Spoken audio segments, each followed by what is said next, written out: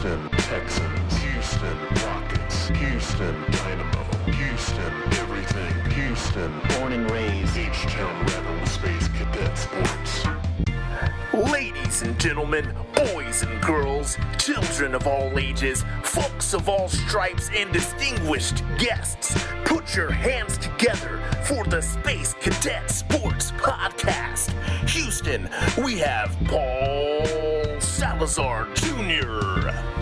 Hey y'all, welcome back to the Space Cadet Sports Podcast, your Houston sports podcast for diehard Houston sports fans. From a diehard Houston sports fan, I'm Paul Salazar Jr., your favorite diehard Astros fan podcaster. I am a writer, actor, improviser, creative multi-hyphenate, and of course, and most importantly, I'm a proud Houston native, and I have the receipts to prove it. I don't use thumbs up emojis. I just use the H-Town H emoji. That's how you know I'm from Houston. Folks, I've spent the last 10 years or so out here in Los Angeles as a comedy writer, and now, well, I'm podcasting. That's what happens when you hit 10 years out here. You start absent-mindedly calling it The 10 instead of I-10, and you start podcasting. Welcome to said podcast. Space Cadet Sports started as a passion project because most media is infuriating as a diehard long-term fan of the Houston Astros. Here we aren't doom and gloom casual Houston fans, or worse, the national media haters and sometimes avoiders. We love our teams and root them on, but also try to discuss the ins and outs of our team without too much homerism. The key word here, of course, is try.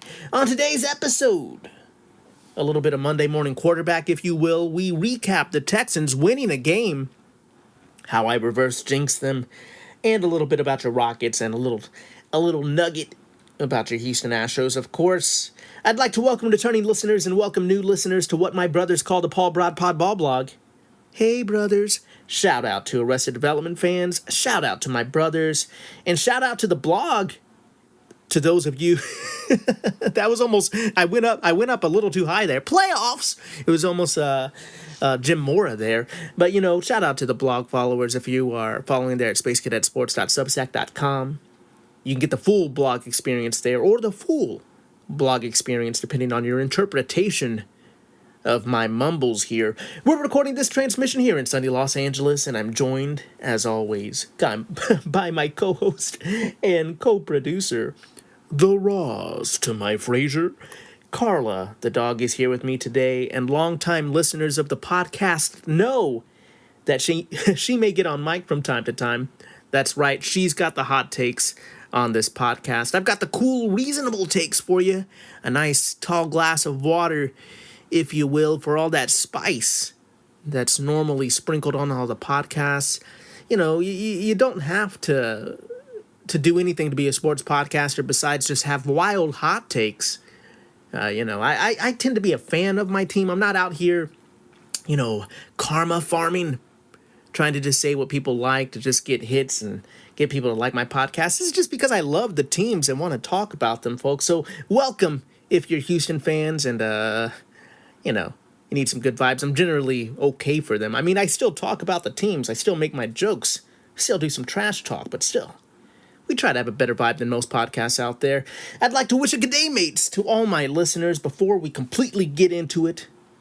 For those of you who aren't in on that inside joke, when we first started this podcast, I am proud to say that I was just outside of the top 100 sports podcasts, specifically baseball podcasts, in Australia. So we wish a good day, mates, to all of our listeners, to all the Australians and H-Town hustlers out there. Folks, if you know a Houston fan, if you know an Australian, let them know about our podcast. And I completely appreciate that. But let's get to it. Let's get to the meat and potatoes. No more vamping. No more goofing and off. Look, folks, I did my vocal warm-ups, okay? I did them. Sometimes my brain works too quickly for my mouth, and my mouth is just trying to catch up. That doesn't mean I'm intelligent or smart. That just means my brain is on caffeine, running fast. Look, okay, you get the point. All right, folks, so let's get to it. Let's get to Mr. Mumbles talks about the Houston Texans. The Texans win 26-15 against the San Francisco 49ers after your boy called for them to lose on Paul's picks. Well, I didn't call for them to lose, to be clear. I wanted them to win the game. But after a disappointing and lackluster start to the Texans season, I was skeptical. I was skeptical about which team would show up against these San Francisco 49ers on Sunday. They have had inconsistent results.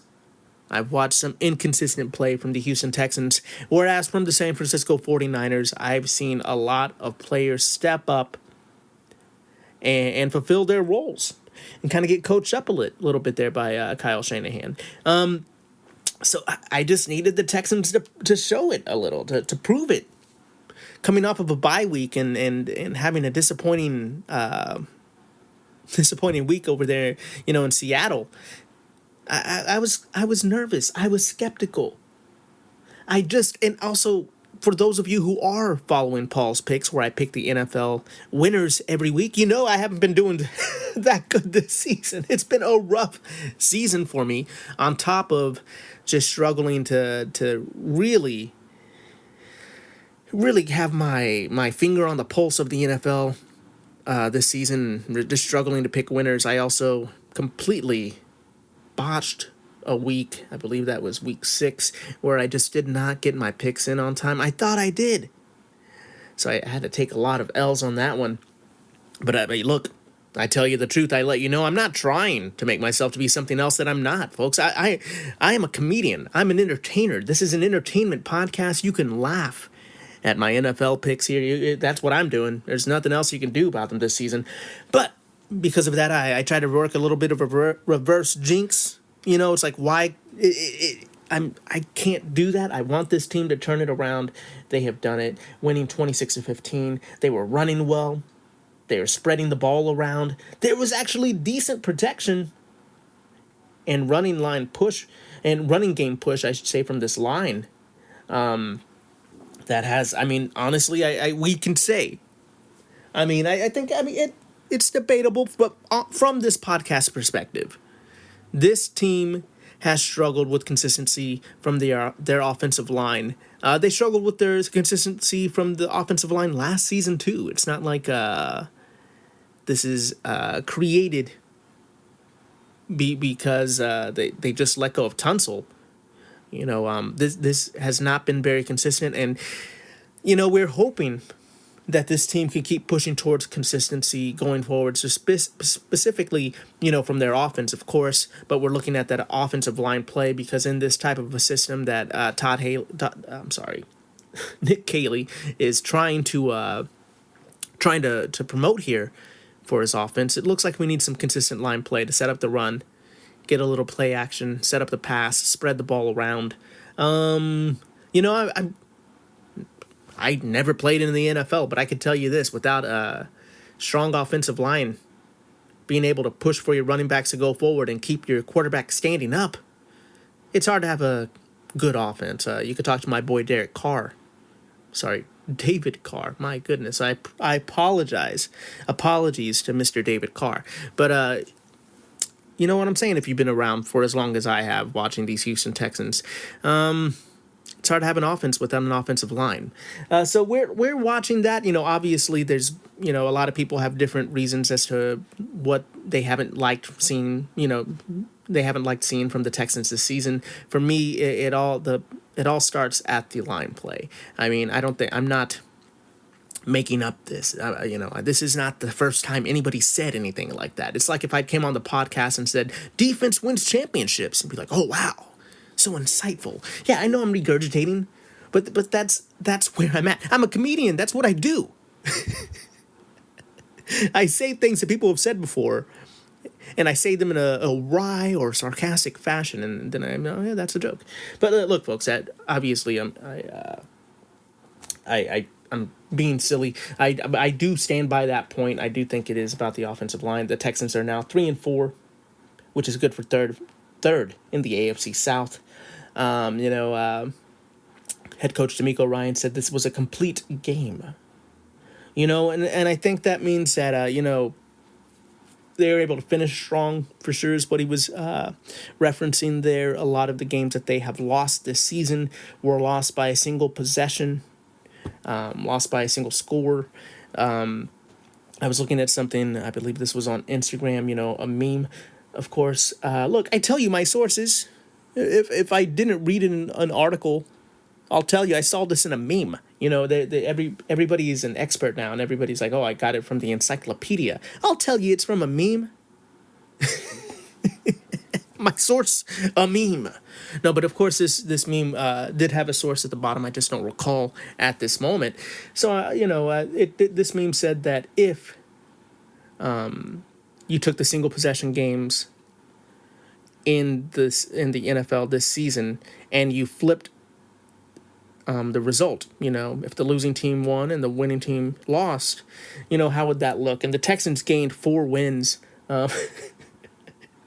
this season to have a perfect record if the tables were turned on that last possession. Obviously, that those are still losses.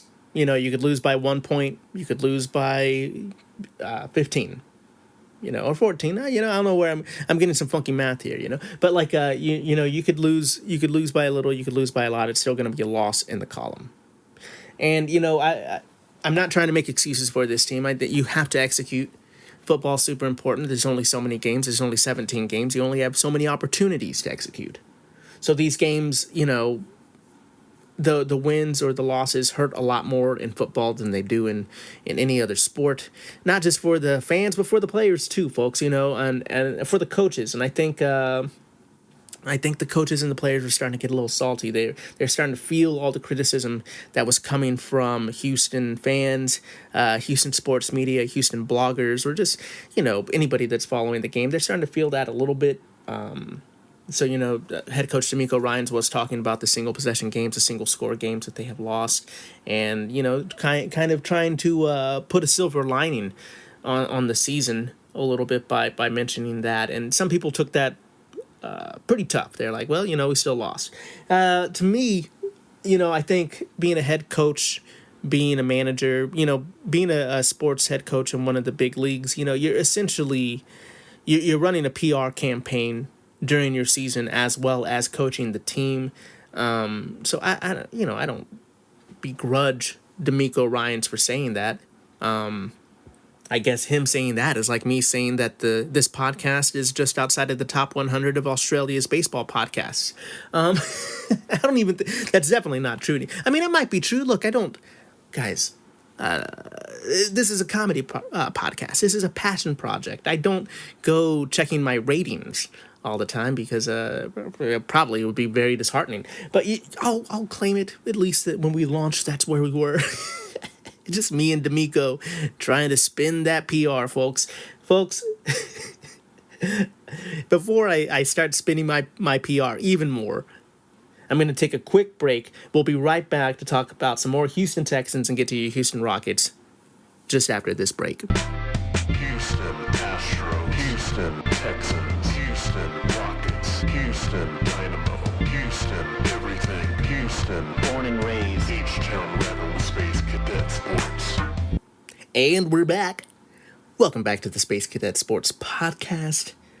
I'm your goofball host, Paul Salazar Jr. Welcome back. Welcome to those of you coming back to the podcast from break. Welcome to those of you who tune into the middle of the podcast. Either way, we're resetting for you in the format of old radio because that's what you do. That's what you do in this day and age. Folks, we're talking about the Houston Texans. We're talking about their offense. They had 75 plays for 475 yards in this game, and that's compared to San Francisco, who ran 44 plays for 223 yards. I'm looking at those numbers. That seems good. Those lopsided numbers should equate for a win. Look, we've seen lopsided numbers from the Texans before, and they've lost. I believe, we look at that Kansas City game. We could look at plenty of games where the odds were ever in our favor. Shout out Hunger Games. But we still found out a way to lose them. The time of possession in this game. Let's see here. I have that somewhere. 41 minutes and 41 minutes for the 22 seconds for the Texans. versus the 49ers, who didn't even get 20 minutes of time of possession there. That's looking good. We had 9 for 16 on third downs, 1 of 1 on fourth downs, and kind of the only. Well, I mean, I'm sure if we really want to break it down, we could find plenty to complain about. But kind of the worst thing in the stat box was 8 penalties for 55 yards. We're still watching this team make a lot of penalties and kind of shoot themselves in the foot sometimes. We're hoping that gets better over time, of course.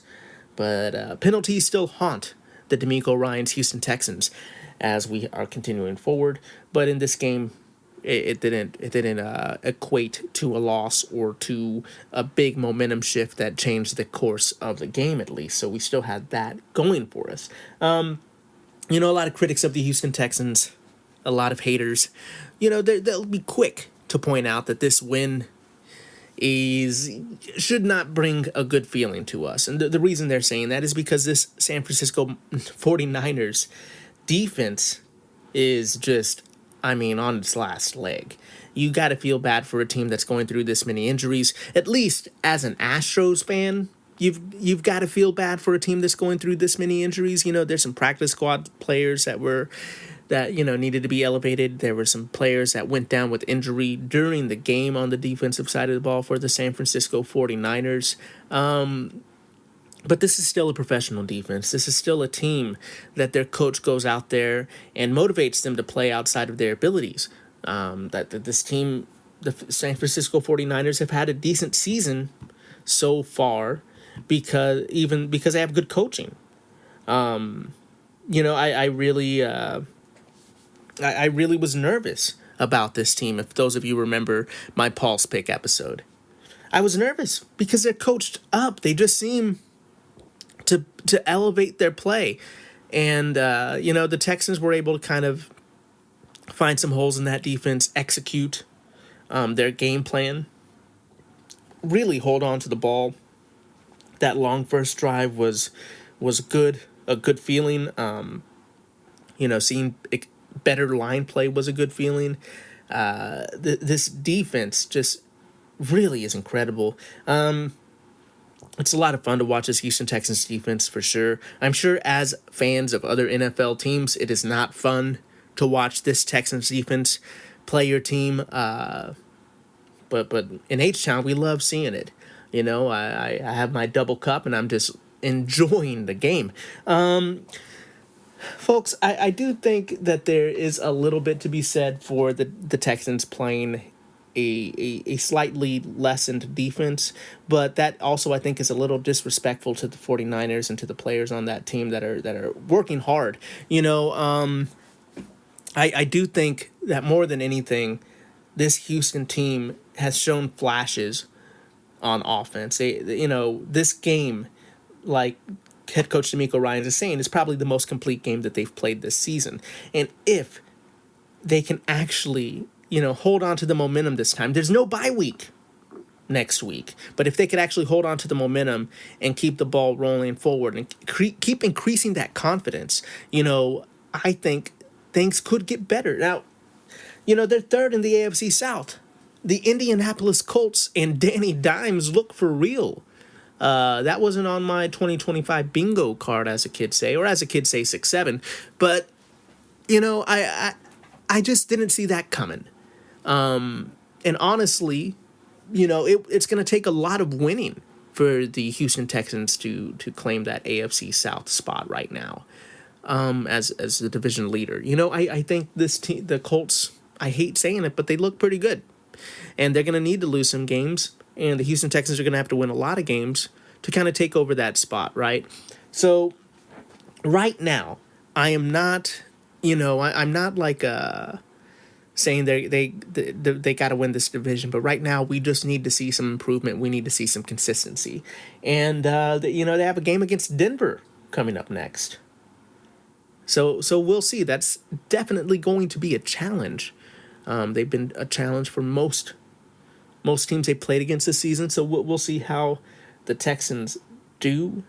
But look, real quick before we move on, let's look at C.J. Stroud's line. C.J. Stroud has, it's been sad. I think that so many people are so quick to move on, so quick to be angry. CJ Stroud has definitely, his stock has plummeted. Not plummeted, it's dropped a little bit in Houston. And I don't blame the baseball hats. I think a lot of people were hoping that CJ Stroud was going to be the next Patrick Mahomes. Getting to being a professional quarterback in the NFL looks like an excruciatingly hard job. It looks like there's a lot of growing pains. I haven't given up on CJ Stroud. That'd be absolutely ridiculous, I believe. I've been worried about this offense. I've been worried about him having some consistency. The man needs consistency. We need to have some consistency around CJ Stroud, keep him upright. He has the tools. He has intangibles. He's a great player, and it's just been a tough run for CJ Stroud and the Strouds lately. But let's look at CJ Stroud in this game. He was 30 for 39 with a 76.9 completion percentage, with 318 yards on 2 touchdowns, 1 interception, with a 106.6 quarterback rating in this game.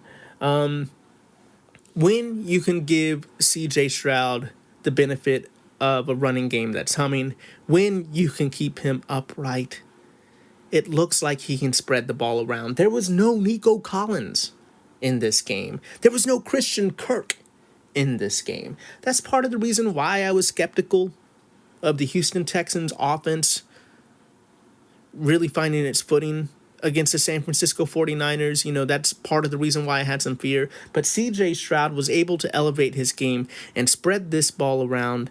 Xavier Hutchinson led the team in targets with 6, but everybody ate at CJ's house this week. I mean, it was good to see the Cyclones step up, the rookie Cyclones. It was good to see Braxton Berrios out there, Dalton Schultz catching some passes. Dare Ungumbawale even caught a pass. I know some Texans fans don't like Dare. I mean, he had a tough fumble this season, but he's been around so long. He's a great special teams player. He's such a good guy. He's a team captain. I don't understand all this anger, this immediate anger and getting angry at players. It's not what I do. Look, I boycotted the Texans for some seasons in the sense of I'm like, man, I don't want to watch that.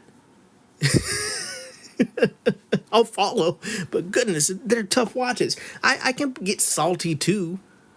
But I just don't understand, hating players. We'll get to that more later, actually. But, this Texans team did an outstanding job against the San Francisco 49ers, or what was left of their defense in this game. And they have Denver next, so I think we will see if the Texans can continue this consistency. And obviously, I'm rooting for it. I think coming off of this much of a quote-unquote complete game, and that's not to say it's not a complete game. That's somebody else's quote. I'm giving that quote to D'Amico Ryans. I probably could have phrased it better, but that's what happens sometimes. You're like, oh, that was an interesting way of putting that. Maybe I didn't mean it quite that way.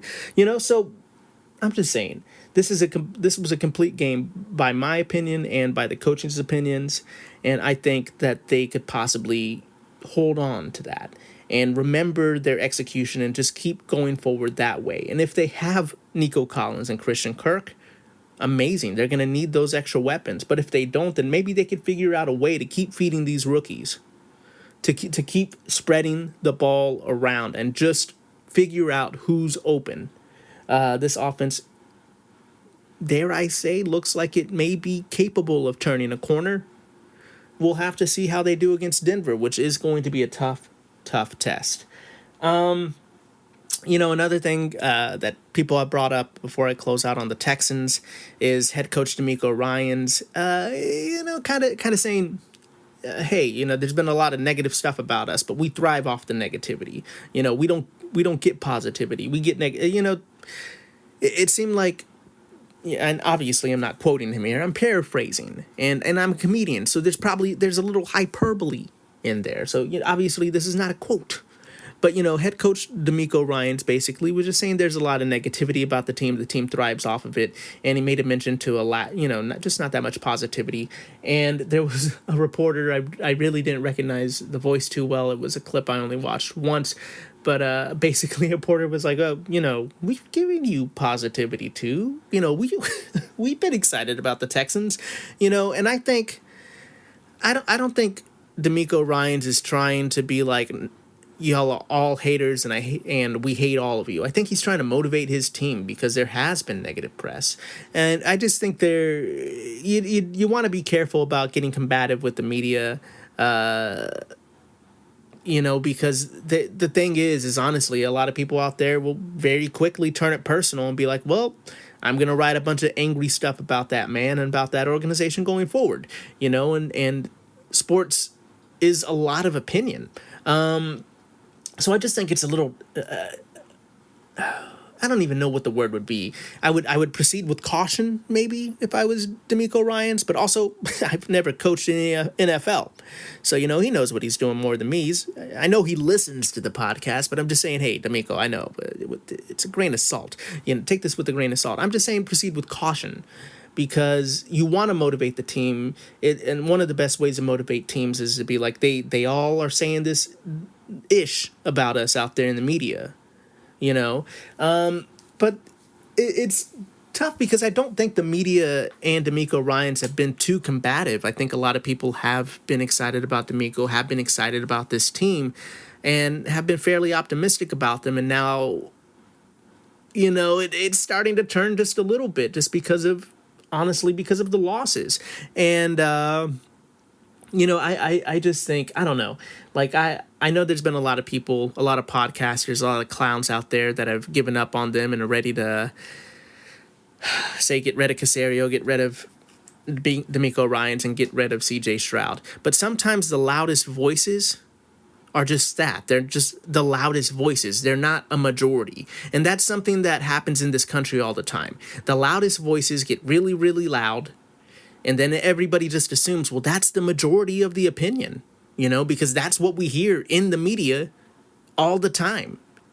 But sometimes the loudest voices aren't even real people, especially now on the internet. You could read about dead internet theory and stuff. I'm not going to go into that, but the fact of the matter is there is even a news article out there that was saying that the Cracker Barrel outrage was mostly bots on the internet. And that tracks with me because I don't know that many people that get outraged over logos, So, I'm just saying, whenever you do see a lot of negativity out there, and you're like, wow, I don't know anybody that has said to me to fire D'Amico Ryans in the Houston area, maybe that outrage is a bot. Maybe that is not a real person. Maybe there are people manufacturing outrage, like that Superman scene with all the angry monkeys typing into the internet. That's what the internet is. Like, I feel like most of the time, that's what it is now. Just a bunch of angry monkeys on typewriters trying to create Shakespeare. But if Shakespeare was a troll. So, with that being said, like, I do think I understand where D'Amico Ryans is coming from, trying to motivate his team. But also when you're reading the media, when you're reading a lot of stuff, especially when it comes to internet comments, memes, and stuff like that. You never know who you're dealing with, and if it's just a bot program to get some hate going. Try to just get people to pay attention to their page, and the best way to do that is anger. Stirring up the hornet's nest. So just let's all calmate and take a little bit of a step back here. And with that being said, we're going to take a step back from talking about the Texans. We're obviously excited about this win. We're excited about this Denver game, but we're cautiously excited. And we want to see this offensive line play more consistently so that this offense can be consistent, because this defense deserves a game where the offense has a 40-plus minute time of possession so that they can take it a little easier, make the game a complete game by reserving their energy for 3 and outs, So let's talk a little bit about your Houston Astros here. Your Houston Astros, Supposedly there is baseball still going on right now. I live in LA. Of course, I know the World Series is here. I don't want to go anywhere near Dodger Stadium for all the traffic and all the weirdness. But let's talk about Jeremy Pena. Jeremy Pena is a finalist for the Silver Slugger Award. You love to see it. Maybe even next season we could see Jeremy Pena win a Silver Slugger and a Gold Glove. He is definitely capable of it. You love to see what Jeremy Pena has been doing, and you're hoping that they can just keep him healthy, and we could see him have a complete season where he's being exceptional both offensively and defensively. But proud of Jeremy Pena, proud of JP3 there. Just wanted to shout him out. And obviously there is a World Series going on. I was the only one in LA that was happy to see the Toronto Blue Jays win Game 1 of the World Series. But, I thought that was fun. I, of course, love the Canadian Astros when the Astros are out of it. I'll cheer for the Canadian Astros. I'll cheer for my boy, George Springer. And speaking of cheering for George Springer, it seems like Dodger fans love seeing George Springer get hit. And, I've talked about the Seattle Mariners fans cheering on George Springer getting hit. And, I'll just say this. It's pretty despicable to be cheering for people getting hit with a baseball, for cheering for people to be hurt, for being so hurt by something that didn't really have anything to do with you, having something happen to a team and advocating for violence. Look, we don't advocate for violence here. We don't even want to say we hate people or hate teams. Like it's crazy to me. I have a burning hatred for the organization that is the LA Dodgers, because I do think that they have money invested in ice. They're not the best organization, but also, I have no hate towards individual Dodger players or individual Dodger fans that have done nothing to me. I don't understand why we are so quick to just hate people. It's wild to me. Dodger fans, get your ish together. You look corny out there. The circus must be in town. Go check out. Is Ringling Brothers in LA? Because there's a bunch of clowns here. Folks, we're going to move on to talk about the Houston Rockets. Sadly, the Rockets lost their last game, 115-111, to the Detroit Pistons. Much to my chagrin, my in-laws are Detroit fans, which, it's a tough run for them, of course. But, lost a little bit of pride there in the group chat. But that's okay. It was a very physical game. Playing the Thunder, playing the Pistons, I'm like, hey, is there a defense in this league that's gonna take it easy on us? Like, goodness. But KD had a great game. Durant played 36 minutes. He got 37 points with 1 assist, 3 rebounds. He was 9 of 18 from the field. Got 1 block, 3 steals. 3 of 3 from 3-point land, and 16 of 18 from free throw. Kevin Durant had a great game. He played 36 minutes. If we could bump that down just a wee bit, that'd be nice. But obviously, trying to get that win there. I'm sure KD doesn't want to limit his minutes too much. I want to get the season started off probably playing a lot of minutes, but hopefully we can, make sure we take care of KD's health long term. Alperen Şengün had a bit of a tough game. He played 38 minutes, got 17 points, 7 assists, 7 rebounds. He was 5 of 18 from the field, which was a tough one. Had 3 steals. He was 0 for 2 from 3-point land and 7 of 10 from free throws. And immediately people are like, oh, man, Alpy, it's going to be tough if he's not going to be able to be an all-star, be an MVP candidate every night like he was in the Thunder game. I think, look, it's the second game. This team's, I think was matching up a little bit better against Şengün than the Thunder. He didn't have Alex Caruso to kind of make look foolish in this game. But so I'm not panicking. We're not pulling out the official Space Cadet Sports Houston Rockets panic meter. like some of y'all seem to be doing already.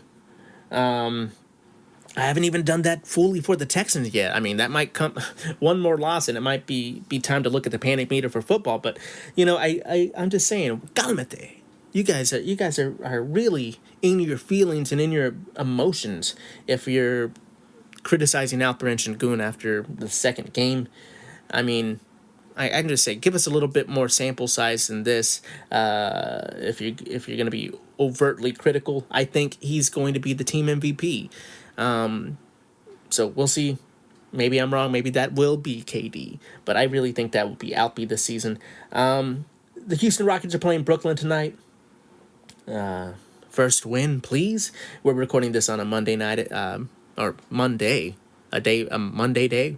We're recording this on Monday, but for those of you who might be listening in the future, the Brooklyn game is on Monday night. I say don't panic on Şengün.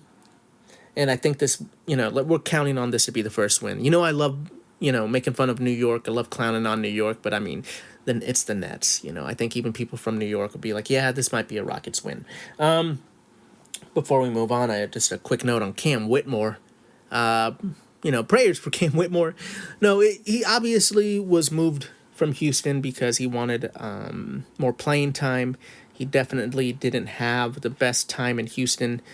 It didn't seem like he was exactly on the same page of Ime Udoka and the organization. And, it's not like I'm trying to say he had a huge attitude problem in Houston. I wasn't in those practices. I'm not trying to say that. But it definitely seemed like they were worried about some attitude issues and some issues of him gelling with the coaching staff and the team if he wasn't going to get a lot of minutes. They moved him to Washington, and he did not seem too thrilled with his coach kind of jawing at him and pulling him off the court. And he was kind of, people make it out to be a little bigger than it is, but he kind of tossed some things off of his seat, a little bit of a, mild temper tantrum there. But, with his reputation, with why the Rockets, a winning organization, or, we're hoping to be a continued winning organization, would move on from a prospect, people are worried about him. Well, Carla's worried about Cam. Well, all right. Carla definitely had some things to say. She's like, he's just a young man. He has a lot of passion. And I agree with Carla, honestly, on that. I was a former young man with a lot of passion. As if Cam, and I know you're listening. No, but I honestly think that hopefully he'll be able to navigate this a little better, and can say in the league, we don't root against any young man that's never done me any personal harm. We are rooting for him here. It's just kind of tough to see, and a lot of fans are saying it's a good thing we moved on from him. I mean, this is a huge roster. I think I don't think he would have had that opportunity to do that in Houston, but obviously it would have become a bigger story, and they would have had to move on from him in a trade. Just keeping an eye on Cam and hoping for the best there. And before we wrap up, I don't know if you've heard the news. We didn't report the NBA gambling scandal on this podcast because that's just not the podcast we are. We're a Houston podcast. I don't report the news to you to get you listening to me in a timely manner. It's wild to me watching this NBA gambling thing happen in real time. Obviously, I don't condone illegal activity in any kind of way, but it is kind of funny to me, that especially when the FBI held a press conference and said that the Toronto Rangers, were part of this, and everybody knows that the Toronto Rangers are not a team. It's just like a SMH is, what are an intelligent organization is saying that there's a team called the Toronto Rangers. Either they have the wrong spokesperson going up there talking about it, or they're rushing this just to get some attention. But why are you not releasing the list, the FBI? I thought we were supposed to be keeping children safe and keeping the vulnerable safe, but I guess we're just worried about the illegal activities of millionaires and their poker games and gambling. Look, I get it. These things can affect a lot of people, but also like you're gambling on sports. You're playing poker. You're gambling things away. Be careful out there. Be careful out there gambling. And I say this as somebody who does a pulse pick every week, but I did want to end with that. I do think the thing we should think about here, whether it's a daily fantasy or any kind of gambling, just, for me, I always look at it as fun. I have a certain set amount of money that I'm allowed to use, and I use that mostly for just my fantasy football league, I or my pick'ems league. I really try not to do too much of that because honestly, it can be addictive gambling. I don't know if you know this. Maybe you do, but just proceed with caution. Don't make big bets, especially now knowing that some of these, there's some bad actors out there that might be messing with those gambling lines a little bit. So just I just while I'm laughing at this, and I just want to make sure I'm not condoning this activity, but for us, for regular sports fans, for everyday sports fans who aren't invited to high stake poker games, for regular sports fans who aren't able to ref games or coach games, the way it affects us is me just saying, hey, be careful out there. Don't make bets that you can't lose. Anytime you make a bet, you just have to be okay with losing that money, because that's what gambling is. And that's just good advice from your old man podcaster friend, whether you're going to Vegas and playing some cards, or whether you're just doing a daily fantasy on your phone. Remember that you only bet the money that you're able to lose. There's too many things out there that could break the wrong way that you have absolutely no control of. So be careful out there. And yeah, before I get myself in trouble, we're just going to go ahead and call it a podcast. That's going to do it for this transmission, Space Cadets. Thanks so much for listening to this podcast. Please like, rate, review, subscribe, share, bop it, kick it, skip it. Smash all of those buttons for me. We are a small podcast and only go as far as our listenership takes us. We're supported by listeners like you, so please share with the Houston fan or Australian in your life, and give us a 5-star rating wherever you listen on, or wherever you listen to this podcast on, I should say. Reach out on social media. Let me know what you think. Let me know if you think these Texans are going to destroy the Broncos, or if you're a little cautiously optimistic like I am. You're just kind of in a holding pattern. Let me know on social media at Space Cadet Sports, or you can call in on SpeakPipe. That's speakpipe.com/Space Cadet Sports, and leave me a voicemail. Let me know if you're feeling as confident as I am about these Houston Rockets against the Brooklyn Nets on this Monday game.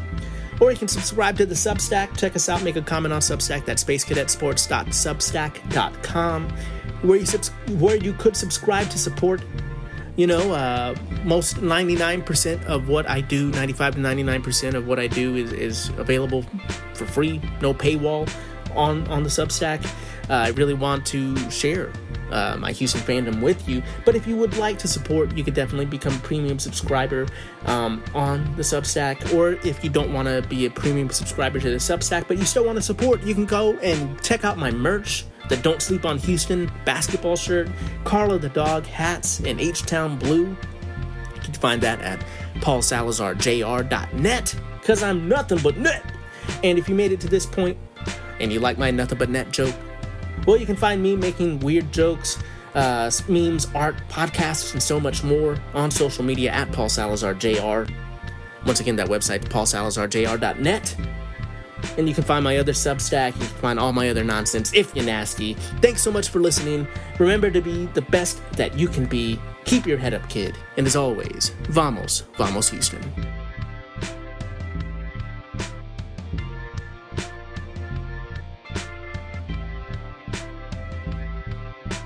Houston Astros, Houston Texans, Houston Rockets, Houston Dynamo, Houston everything, Houston born and raised, H-Town Rebel Space Cadet Sports.